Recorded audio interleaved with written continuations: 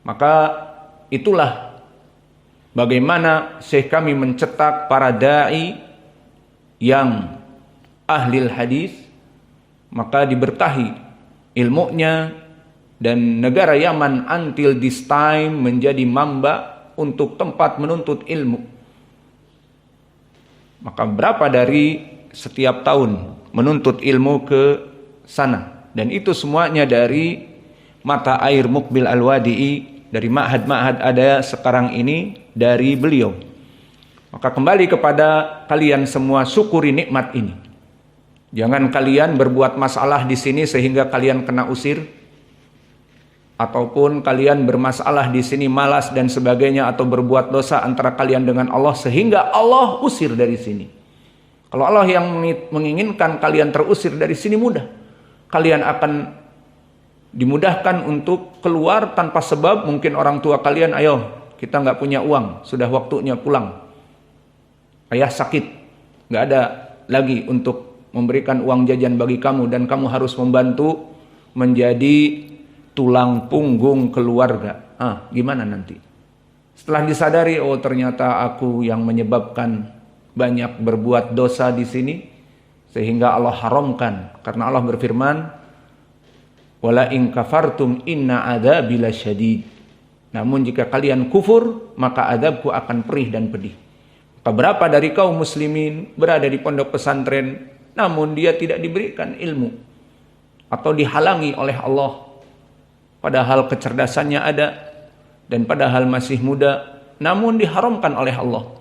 Maka syukuri nikmat yang Allah berikan pada kalian, di mana kalian terus menuntut ilmu, dan di antara mereka ada yang macet, dan antum tahu bagaimana orang-orang yang kita usir dari sini, hafidh Al-Quran, namun tidak bisa menuntut ilmu, dan rencananya kita inginkan dia 2 tahun di sini, kita kirim ke Yaman dari beasiswa.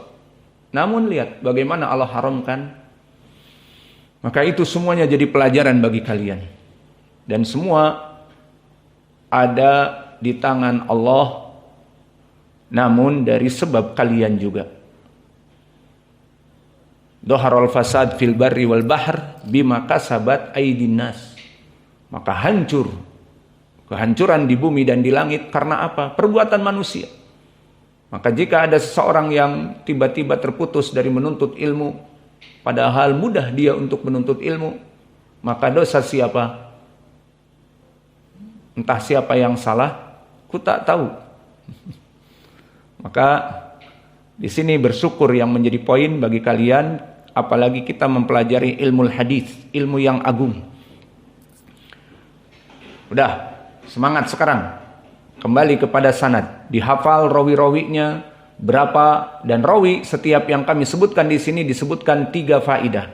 Faidah pertama, hakikoh dia, namanya, dari mana, siapa bapaknya, nisbahnya kepada siapa, itu yang pertama. Kedua, fi ay tabaqah, dia hidup di zaman siapa, tabi'inkah, itba'ut tabi'inkah, atau yang lainnya. Dan yang ketiga, kum ya Hudzaifah, pengetahuan tentang al-jarh wa ta'dil. Maknanya dia imam, dia thiqah, dia dhaif, dan sebagainya. Maka kita mulai dengan yang pertama. Qala al-Imamul Bukhari rahimahullahu taala, haddatsana al-Humaidi. Al-Humaidi barakallahu fikum, dia gurunya Imam Al-Bukhari di sini, dan Al-Bukhari mendengar darinya. Dengan tasrih Imam Al-Bukhari mengatakan, haddatsana, aku telah mendengar dari guruku. Kami telah mendengar dari guruku. Siapa? Al-Humaydiyu. Lalu siapa Al-Humaydiyu? Namanya, inilah pelajaran ilmu rijal. Yang pertama, tahqiq siapa namanya, dan tahqiq nasabnya. Kemudian yang kedua, tabaqahnya keberapa, hidup di zaman siapa. Dan yang ketiga, bagaimana kedudukan dia di ilmi jarhi wa ta'dil. Karena antum juga telah mempelajari dhawabit al-jarh wa ta'dil. Maka berkata Al-Humaydiyu, dia adalah Abdullah ibnu Zubair Al-Humaydi, dan dia dilaqabi dengan Al-Hafidh, menunjukkan hafalannya sangat kuat. Dan Al-Humaydi nisbatnya kepada Al-Qurashi, Al-Asadi, Al-Makki. Maka dia tinggal di Makkah. Maka ini adalah gurunya Imam Al-Bukhari yang Qurashi, dari asal keturunan Nabi, Al-Qurashi, dari Quraisy, dari Bani Asad, Al-Asadi. Maka dia selesai dari nisbahnya, dia hidup di tabaqah al-ashirah. Dan antum harus mengetahui tabaqah yang ke-10 siapa? Kebanyakan dari gurunya Imam Al-Bukhari. Dan tabaqah yang ke-10 di zaman siapa? Seperti Imam Ahmad. Dan di sini selesai dari tabaqah dan yang ketiga dari ilmi jarhi wa ta'dil. Maka bagaimana kedudukan rawi ini Abdullah bin Zubair? Dia seorang imam, maknanya di atas derajat thiqah. Maka disebutkan oleh Imam Abu Hatim, ditanya Abu Hatim tentangnya, dikatakan thiqatun imam. Dia adalah imam yang thiqah. Dan juga berkata Abu Hatim, asbatun nas fi Ibni Uyainah Al-Humaydi wa huwa rais ashabi Ibni Uyainah. Maka dia orang yang paling kuat periwayatannya dari Sufyan Ibni Uyainah, dan dia termasuk dari rais, dari gembongnya murid-murid Sufyan Ibnu Uyainah.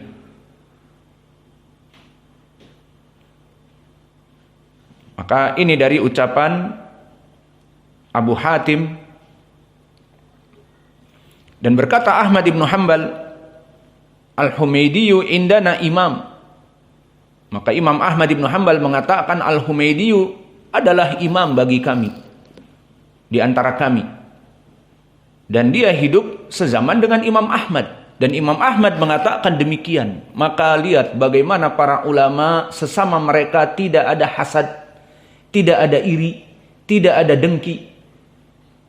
Sesama mereka puji. Tidak yang dipuji itu yang hidup sebelum mereka, seperti Imam Ahmad memuji Abu Hurairah ataupun Sa'id ibn Musayyib. Tidak. Orang yang hidup sezamannya pun dia puji. Kalau memang dia berhak, maka al-insaf dalam segalanya adalah kebaikan. I'dilu huwa aqrabu littaqwa. Berbuat adillah. Jika memang saudara kamu lebih baik dari kamu, maka pujilah agar kaum muslimin belajar dengannya dan mengambil ilmunya. Maka ini pelajaran bagi kita semua. Barakallahu fikum. Ijlisuhuna inda zawiyah qarib indal bab ad-dukhul.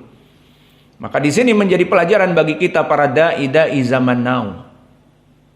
Jika kita mendapati dai zaman now dari ahli sunnah yang berdakwah dengan ikhlas dan dia dimudahkan untuk mengajarkan manusia kepada kebaikan, maka kita dukung, kita undang, kita berziarah padanya, dan kita sebutkan kepada para tulabul ilm bahwa dia adalah dai yang baik, dia pengajar yang baik.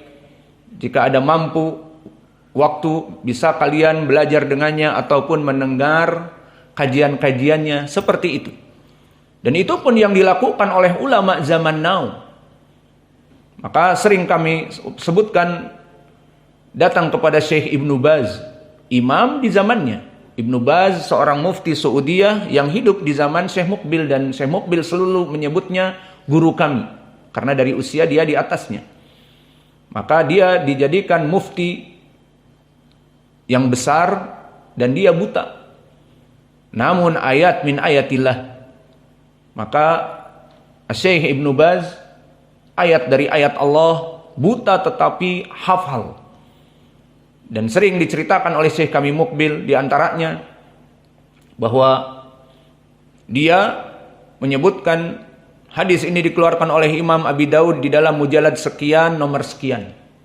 Dari mana dia tahu halaman sekian mujalad kitab juz keempat misalnya, halaman sekian nomor sekian. Kemudian disebutkan di dalam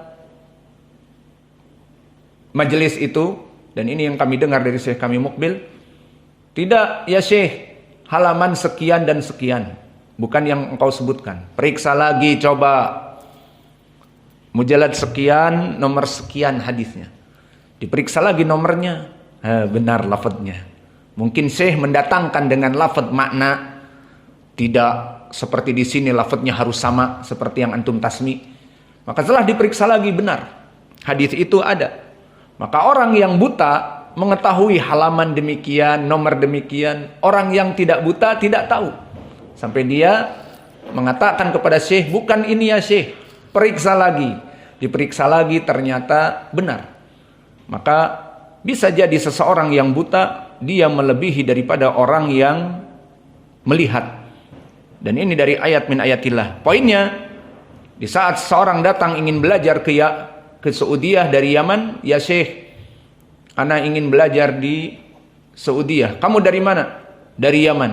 Kenapa engkau tinggalkan Imam Mukbil Al-Wadi'i? Maka di Yaman ada imam. Belajarlah dengan dia. Seorang muhaddits. Maka ini poinnya. Dan begitupun Ibnul Utsaimin, seorang faqih yang ma'ruf dari segi keilmuannya dan sering antum baca mungkin kitab-kitabnya, maka dia pun berkata, Mukbil Al-Wadi'i imam. Mukbil Al-Wadi'i imamun imam.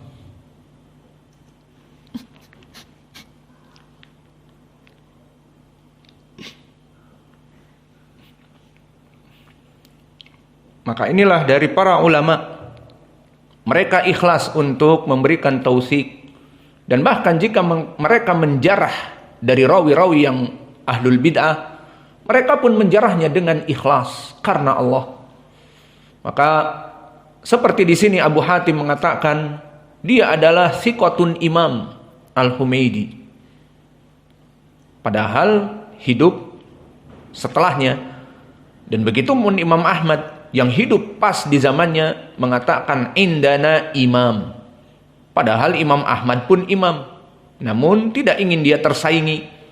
Di saat ditanya bagaimana Al-Humaidi, yang imam hanya aku saja, karena aku adalah best of the best. Dakwah di Kufah hanya milikku. Aku menjadi marja dai ahli sunnah di Kufah. Tidak ada orang yang lebih baik daripada aku. Dan semua masyayikh semuanya tidak mengenal kecuali aku. Misalnya dia seperti itu, tidak. Maka Imam Ahmad, imam yang agung pun dia katakan kepada selainnya yang berhak memang, maka dikatakan Al-Humaidi imam. Maka ini lihat bagaimana al-jarh wa ta'dil, sesama ulama mentakdil dengan ikhlas mereka mentakdil dan dengan insaf. Dan di antara mereka menjarah dari kelompok ahlul bid'ah, maka mereka pun menjarah dengan adil, bukan dengan hawa nafsu. Maka inilah mereka para ulama ahlu jarhi wa ta'dil. Insya Allah dipraktekkan oleh sesama kita. Maka kita di saat ditanya bagaimana Ustadz Askari, Ustadz Kabir, memberikan manfaat kepada manusia, dan seterusnya. Maka seperti itu. Bagaimana Ustadz Fulan Ibnu Fulan, maka dia demikian dan demikian dengan insaf. Tidak ada di hati kita rasa dengki, hasad dan sebagainya. Maka lihat para ulama di zaman dulu. Kemudian faedah yang lain, berkata Imam Ahmad menukilkan dari ucapan Al-Humaidi, jalastu Ibna Uyainah tis'a asrata sanah au nahwiha. Maka berkata Imam Al-Humaidi dinukilkan oleh Abdurrahman anaknya Abu Hatim di kitabnya Al-Jarh wa Ta'dil, aku duduk bersama Imam Ibnu Uyainah 19 tahun. Di sini pun pelajaran bagi kita. Di mana Ibnu Uyainah duduk dengan Amr Ibnu Dinar bertahun-tahun.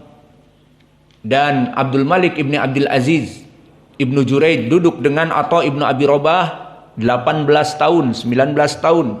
Dan begitu pun Gundar Muhammad Ibnu Ja'far duduk dengan Syu'bah 18, 19 tahun atau 20 tahun. Dan begitu pun Al-Humaidi Tidaklah dia menjadi, tadi diakui oleh Imam Ahmad, imamun, dan oleh Imam Abu Hatim juga siqatun imam. Tidak bisa mencapai derajat yang tinggi ini kecuali duduk bersama para ulama dan belajar